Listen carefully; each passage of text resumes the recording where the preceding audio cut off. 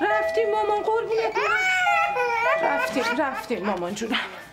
بیا مامان بیا قربونت برم. جون دلم مامان. این برد شور برد این. جون مامان. الان میریم پیش آقای دکتر. ببینیم چی شده پسر.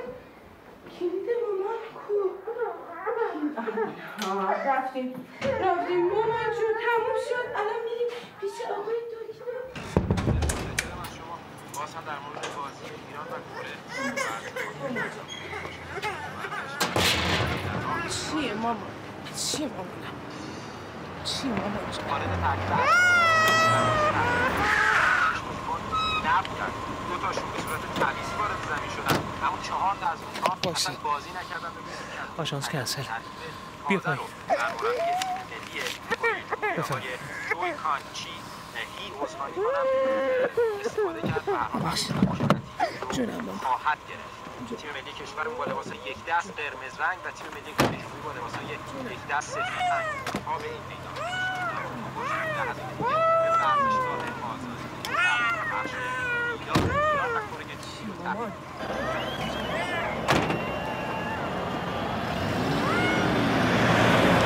ساعت 20 هست و دیدار تیم‌های ایران و کره جنوبی آغاز شده. میریم به استادیوم آزادی و همراه من که گفتم دارم میام برچی آژانس گرفتی. تا کی بعد میموندم منتظر تو؟ شلوغ بود بابا، استادیوم قلقله بود. تا 6 تا خیابون ورترم بسته بودن. بازی حساسه، اگه امشب ببریم ازبکستانم بزنیم دیگه همه چی حله. چی حله؟ برزیل دیگه گفته بودم که سلامتی. خیلی حالا من کجا برم دکتر خودش؟ دکتر خودش کجا بوده؟ 6 میره الان نیست رفته.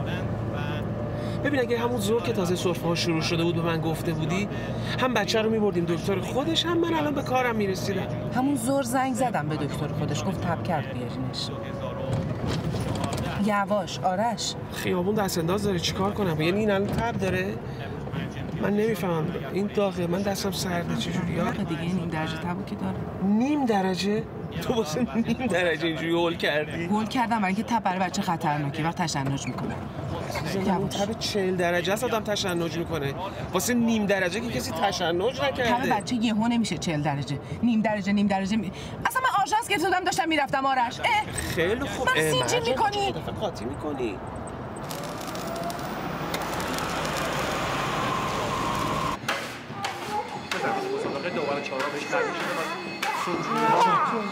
اینجا دکتر اطفال ندارن و دکتر داخلیه. چیکار کنیم؟ ما چاره دیگه هم داریم. اینو بگو کم کنن دیوونه شدم. سلام.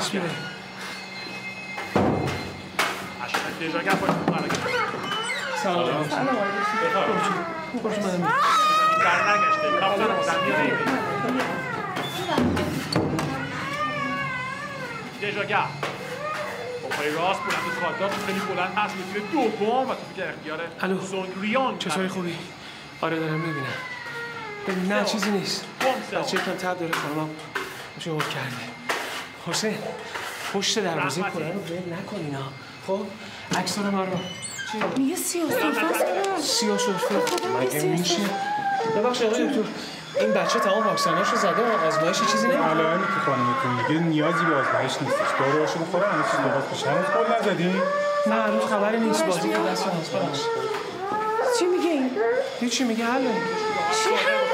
میگه سیاه سرفه داره میگه حله. خیلی خوب چه حجر که نیست. داروهاشو میگیریمش میدیم خوب میشه دیگه.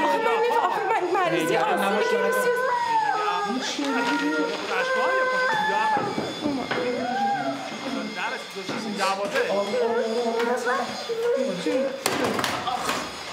دوباره هم میاد کنترل میکنه. باندژ موقت کنه. چون مامان این برمیگرده. نمیدونم. پشت مدافعان گوشا نژاد نیست کن در بود.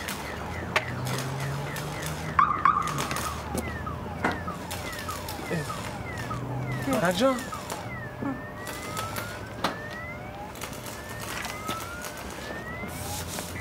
میشه اینجوری شده؟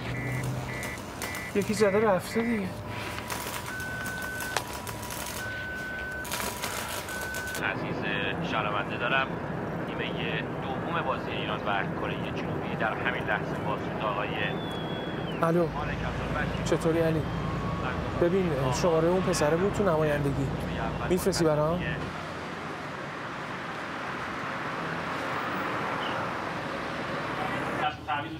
نداریم تو یه ساعت شیفتت تموم شده نمیخوای بری خونتون؟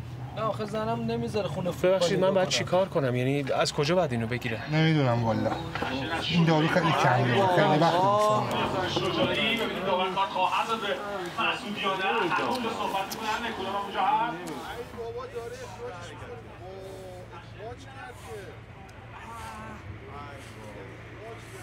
میکنه فایده‌ای نخواهد داشت. شجاعی حرفه‌ایگری نکرد کنن در نیمه دوم عصبی نشون میداد. چی شد پس؟ نه بابا 10 نفره شدیم که. ببین تو این شماره تلفن میخوای برای من بفرستی ها؟ نه من دنبال دارایی بچه‌م گیر نمیاد. بهت زنگ میزنم. ببخشید آقای دکتر. این نسخه که گفتن نداریم مال سیاه‌سرفه است؟ سیاه‌سرفه؟ مگه الانم سیاه‌سرفه میگیرن؟ من نمیدونم والا. شما علائم سیاه‌سرفه میدونید چیه؟ فکر کنم که همه با سرفه‌های خیلی زیاده. بیمار اینقدر سرفه میکنه تا سیاه میشه. آخرم نفسش بند میاد. خب نفسی بند بیاد بند اومده دیگه. جونم ماما جان قربونت برم من چیز کردی مامان؟ چیز کردی؟ معلومه چی نوشته اصلا پیدا نمیشه. نداشت؟ چرا داشتی عوض میکردی رقم شیشه ها رو میکشیدی پایین؟ همین مونده تو این وضعیت بچه شیشه رو هم بکشم پایین مثلا باد بخوره سرده با این پوسی شلوار تو خواستم زحمت بکشین اگر میشه امشب یه نگاهی بهش بندازیم. همینجا یه دونه داروخونه بود آخرش باشه. اونها نه فردا دیگه خیلی فردا دیره. آرش وایسا داروخونه. باشه. داروخونه است دیگه. آرش وایسا داروخونه. من باید به جریان بیفته. اونها مرتی جون مامانم موشان نجات با سرخم در نزد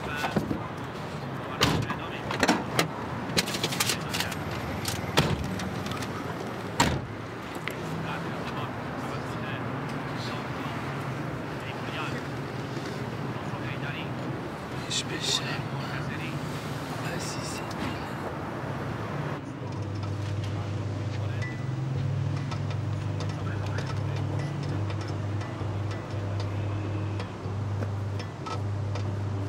چهار بازیکن قرمزپوش ایران در محوطه جریمه کره حضور داره.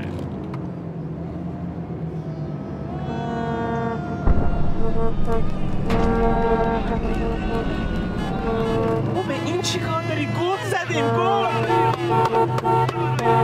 ای بله ای کلا یادت رفت این بچه مریض دواشم پیدا نمیشه. به جون تو این بچه تب نداره. ببین اگه این سیاه‌سرفه داشت الان میتونست انقدر راحت بخوابه. ما دکتریم. دکترش گفته داره لابد داره دیگه. دکتر خودش که نگفته. این یارو دکتر یه چیزی گفت. آرش ما امشب باید دوای این بچه رو پیدا کنیم بگیریم. چشم من امشب در بس در خدمت شما. ولی ببین گلو زدیم به خدا با همین یه گل میریم. من فکر سیاه‌سرفه این بچه‌م تو فکر برد و باخت. سیاه‌سرفه یعنی چی؟ این بچه که همه واکسناشو زده خودت که میدونی. یارو کلاً 5 دقیقه هم طول نکشید معاینش. من اصلا فکر میکنم درسش هم تموم نکرده بود. یه چیزی گفت برای خودش. ببین اصلا سر سیاه‌سرفه این دانشگاه نبود.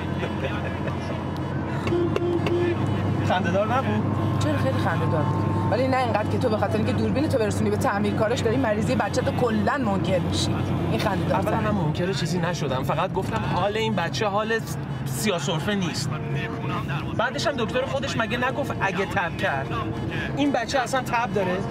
بیا دستتو بذار پیشونی من داغ‌ترم از اون بخوام. آره تو هم تب داری. تو تبت عصبیه. دوربینت خورده سر این بلوز چه بلایی سرش اومده دوربینت خوب بشه تب تو هم قطع میشه. من نمیدونم تو چه اصراری داری میخوای ثابت کنی من آدم آشغالیم برای زن و بچه‌م هم هیچ اهمیتی قائل نیستم. من نگفتم هیچ اهمیتی قائل نیستی. گفتم اونقدر اهمیت قائل نیستی. برای اینکه وقتی پای عشقت بیاد وسط همه ما میریم تو حاشیه. عشقم کدومه؟ عشقم توی مسخره این بچه بازی‌ها رو در نیار. عشقت منم؟ بله. واقعا؟ بله. واقعا عشقت منم؟ خب نرو برسی. نرو برزیل نرو. خب که چی بشه؟ که اینکه خب من عشقتم، دوست ندارم بری، نمیخوام بری برزیل. خب نمیشه که این حرفا یعنی چی؟ همین دیگه.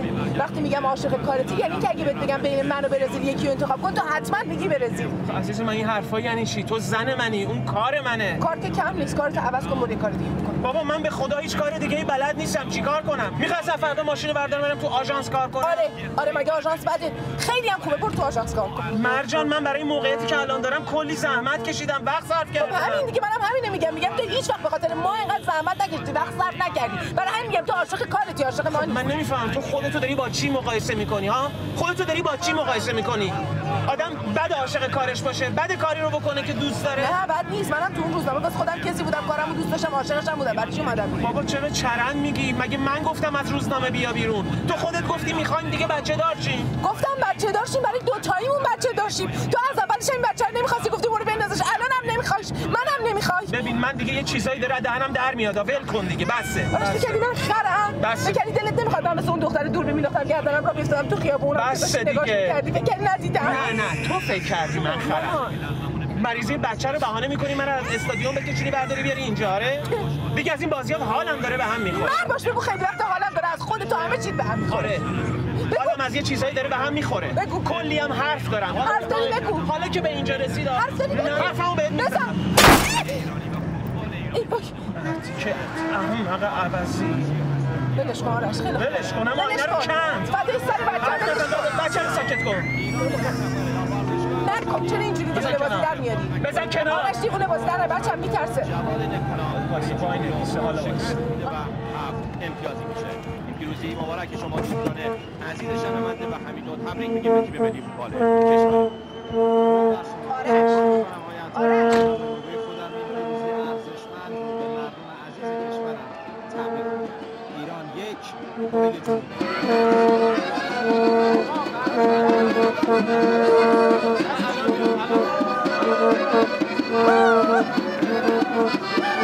آره